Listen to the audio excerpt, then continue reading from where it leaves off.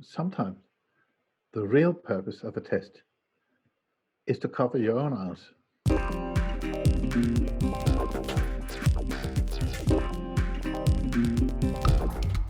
Hi, Klaus. Anyway, What do you want to talk about today? well, you saw a video about, what did you call it? Uh, Test-driven development. So let's say you want to make a function that does squares. Mm, So you start by writing a test for a function call, basically. And since you have no function, it will fail because there is no function. So you have to write the function. Now you have a function that basically just returns true. And if you make a call to that function, it works. So that's your first test. Then you want to test if the function returns 4 if you type 2, for instance. So you write the test, return that it expects to return 4 if I type 2. So you go into the function and you shift the return true to return 4, basically. Take an input parameter that takes 2, and then you just return the number 4. Now that test works. Then you continue to write another test because now you want to see if it also returns 8 if you type 4.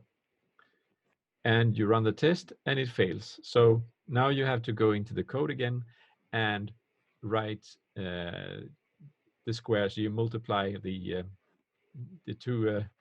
input by itself, and now it returns 8. And yeah, then it does what it's supposed to do. It reminds me about enterprise Java beans. They say, because if you use enterprise Java bean, for instance, for making a function that can add 2 and 2, then you're sure that the result will be 4, no matter from where in the world you call that function. That's a great thing, isn't it? Yeah. But I'm sorry, I thought I had a quirk in mind, but this beats everything. Okay. Somehow, the purpose of making software is not testing it. It's something that you have to do, but that's not why you make the software, so that you could test it afterwards. And the problem, I mean, the fundamental problem about testing is that, as such, it doesn't add any value to the software.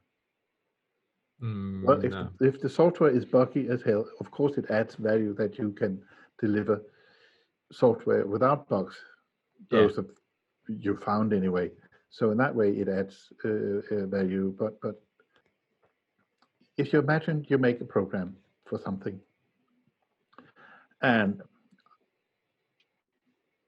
just in principle, you deliver it to your customer, and then you never touch it again. Mm-hmm. The customer is happy. There's no errors. It works, and they don't want any changes. Yeah. Well, that means that you may have made some elaborate tests, but you're never going to look at the tests again. It was only for the purpose of clarifying that what you did deliver was working properly. And that's the purpose. Of course, if you're going to send a satellite out into space, you really want to make sure that that satellite has the correct code and that is working. So you want rigorous tests.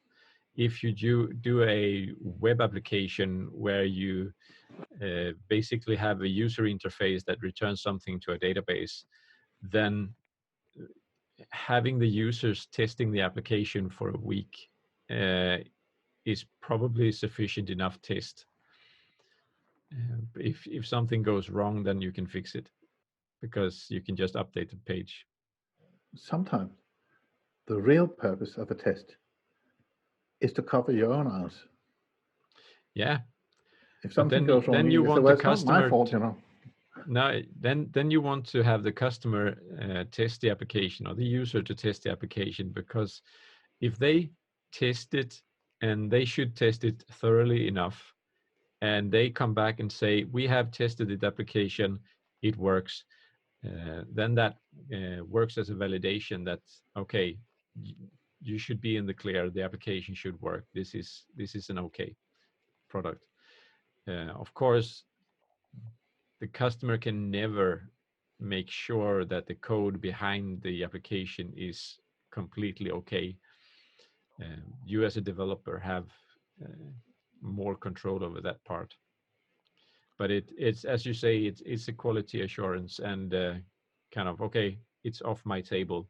I have done the tests. Yeah, imagine that two programmers or even two software companies are working together on the same project somehow. And one party has made a web service function that does something. Yeah. And they've tested it, and they've tested the interface, and they're happy with it. Everything works. They got the customer signature that this software works. However, there might still be some errors that they didn't find in the test. Now, the other company comes in, the company who's going to use this function. Yeah. They try to use it, and it fails. Now, what happens then? What usually happens is that the company who made the function in the first place, our function works. It's your problem, buddy. Yeah. Yeah. But more often than not, it's not your problem. What your problem really is to try to find a way to make people understand that maybe those other guys should look at what they did and see if maybe there would be a tiny error in the programs anyway, that they didn't find before. Yeah. So what did it help to get the customer signature? I think it's first of all, it's important to have an open approach to it, and to realize that yes, we don't live in a perfect world. No. And there might be errors. And then the next thing comes, as you said before, what are we actually testing? Is it the red button that the American or Russian president presses, when they fire the nuclear arsenal? Then we better be sure that the interface isn't interfered with from the nearby coffee machine. Yeah. So that when you press the button for espresso, it fires No. a nuclear missile. I mean, but there's a lot of software out there where the world won't end if you find a bug. No. And when you found the bug, you fix it, and then that's it. And, if they make these systems for what they call flight leaders, flight controllers, Yeah. I'm happy that they test it. It's okay. They make very thorough tests, and I'm also happy I'm not working with that kind of systems. But speaking about pilots, for instance, they have this checklist of things they go through every time they run the airplane. They do all of these tests, and as a developer, the idea behind test-driven development is that you actually, every time you write a line of code, you want to write a test that makes sure that that line of code is doing what it's supposed to do. So that's kind of the main thought behind test-driven development. But it usually does, doesn't it? Usually the it works. individual line of code usually works. It's a problem comes when you have a group of lines, Yeah. more than one line of code. That's also when I've adopted more testing approach, like automated tests. That's when there's a multi-dimensional thing that I need to have working. I try to split it up as much as I can, but sometimes one new line of code might conflict with something I already made. So then I make a test to make sure that all of the things that I want to work actually still works, even though I add a new line of code. In the kind of programs that we usually work with, yeah, we have users running up and down and all over it all the time. Yeah. And when you're making a test, well, you can only guess so far what the user is eventually going to do with your poor program. Yeah. And he might do something entirely. I mean, one way of testing is that you make those use case diagrams. Mm-hmm. I kind of like them because at least you get an idea of what you should test and what you don't have to test. Yeah, but that's Um, also in the user interface. It's quite hard to make automated tests, even though we yeah. have some tools for that. But there you should have users doing quality assurance that everything works and that the right pixels end up in the right place on the screen.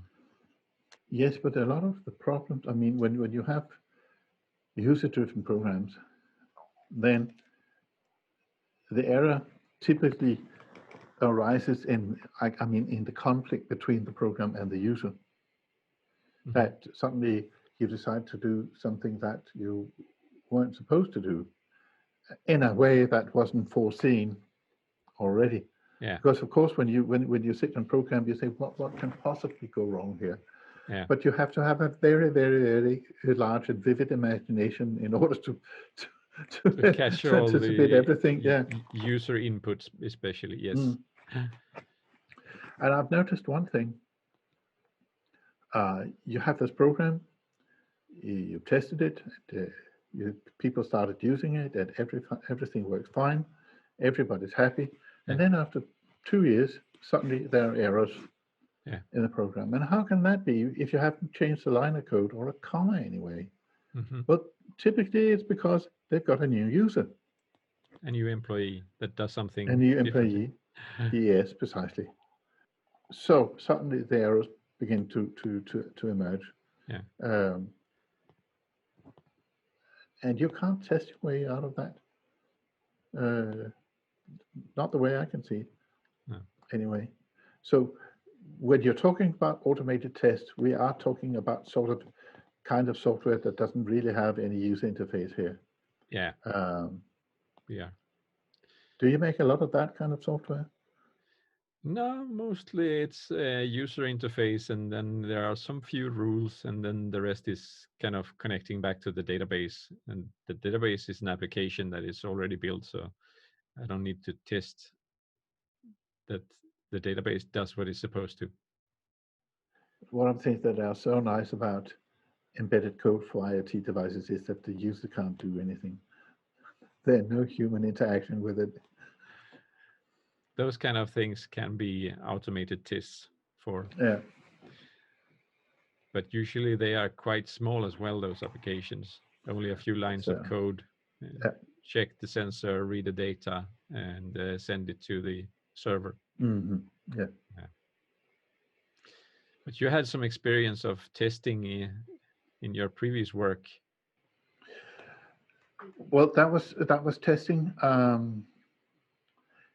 Basically, it was testing the programming on the PLCs. There was a lot of PLC measuring anything, what was going on in a bottling plant. Yeah. It was a rather large